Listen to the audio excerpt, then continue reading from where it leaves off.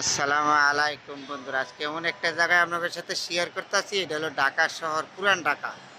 এই যে দেখেন, এইটা হইলো সদরঘাট কামরাঙ্গি চর। এই দিকটা দেখেন ঢাকা শহর, এটা হলো পুরান ঢাকা, বংশাল, নবাবপুর, সদরঘাট। এইদিকে করে লালবাগ সুদ্ধা দেখা যায়। দেখেন উপরটা কত সুন্দর দেখা যায় ঢাকা শহর।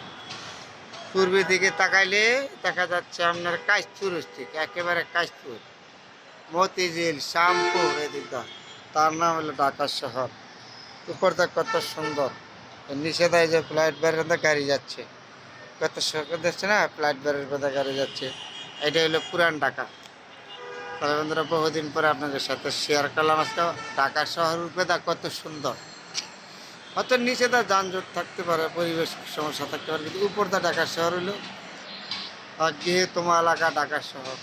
গণবসতি মানুষ, 6 কোটি মানুষের বসবাস বর্তমানে। কত সুন্দর বিল্ডিং, উঠবে তাদের কিন্তু ফাঁকা আছে, খালি বিল্ডিং আর বিল্ডিং।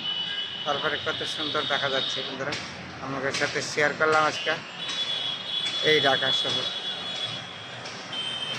এটা হলো পুরান ঢাকা, সদরঘাট, কামরাঙ্গি চর।